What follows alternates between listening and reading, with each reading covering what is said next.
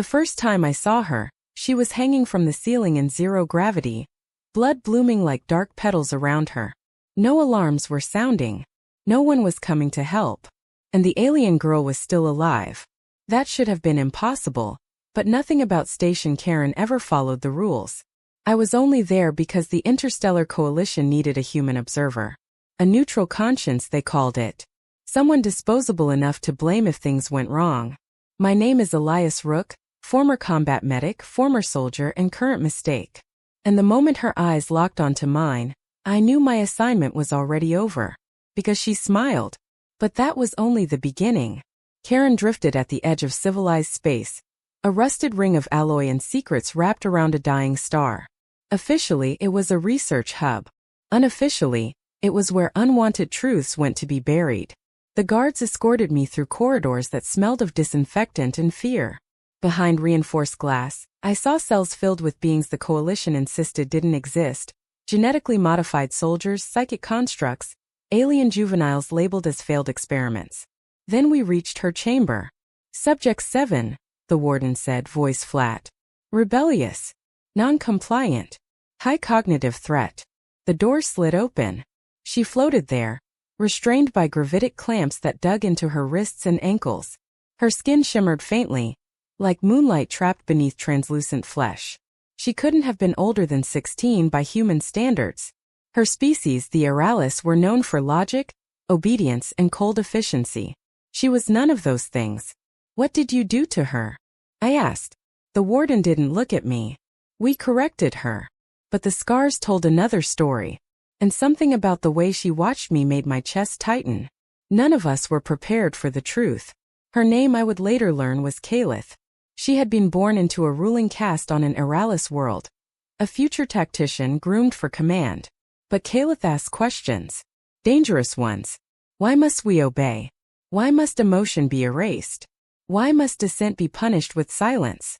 So they broke her. Or tried to. Over weeks I observed the sessions. Neural shocks. Sensory deprivation. Memory excisions.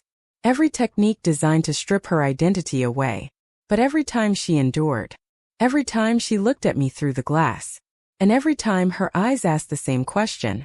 Why are you letting this happen? That question haunted my sleep. What I saw next changed everything. During a routine evaluation, something went wrong. The lights flickered. Gravity pulsed. Kaelith screamed, not in pain but in fury. The air vibrated. Monitors shattered.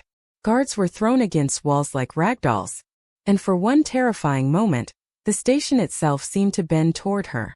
Psychic output, the analysts whispered. Impossible levels. She's destabilizing. Someone yelled. Terminate the subject. I didn't think. I moved. I slammed the manual override, killing the clamps. Kaelith dropped into my arms as the chamber shook. Her skin burned with energy. Her breath was ragged. Why? She whispered in broken Coalition standard. I didn't have an answer. So I told her the truth. I couldn't watch anymore. Alarms howled.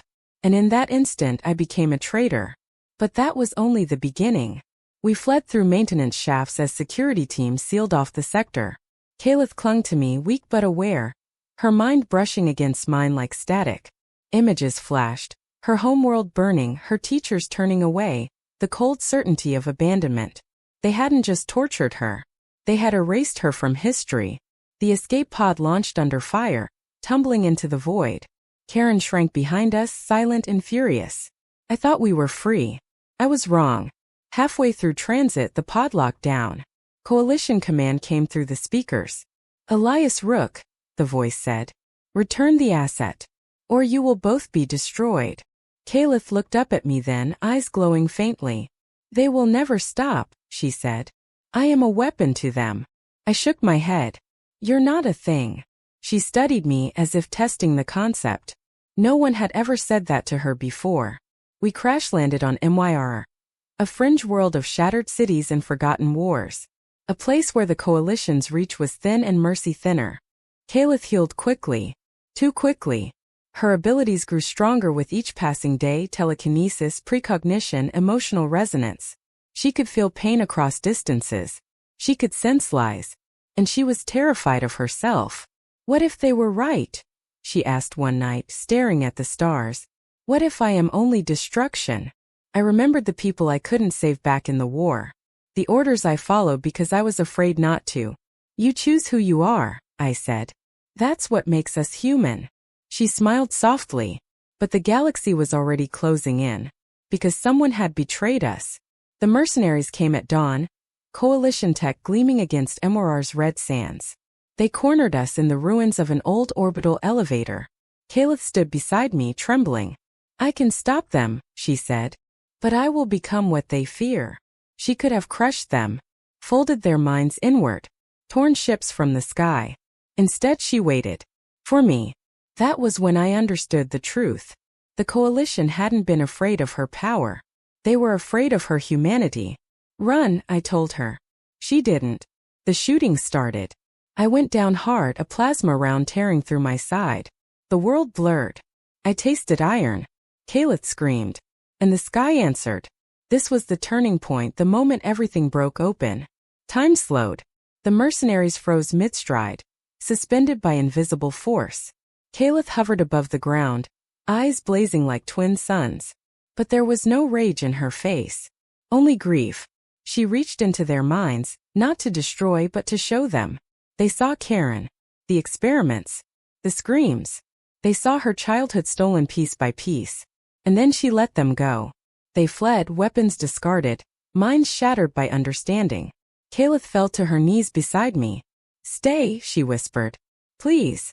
I smiled through the pain. Guess I'm not done yet. But I knew the truth. The coalition would never stop hunting her. Unless the game changed. I contacted an old friend, Dr. Maravance, a rogue scientist with a conscience as battered as mine. Together we leaked everything. Footage. Data. Testimonies. The galaxy watched as the coalition's lies unraveled in real time. Worlds protested. Systems seceded. Allies turned away. And Kaelith stepped forward. Not as a weapon, but as a witness. Her broadcast was simple. I was made to obey, she said. Instead, I chose to feel. The response was overwhelming. The coalition fell within weeks. But freedom came with a cost. Kaelith could never return home. Her people still feared what she represented.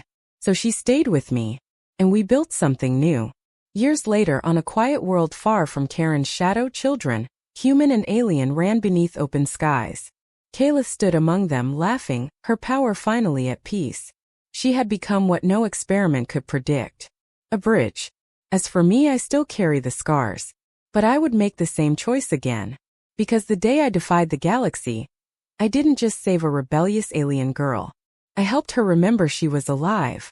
And in doing so, she reminded me what it meant to be human.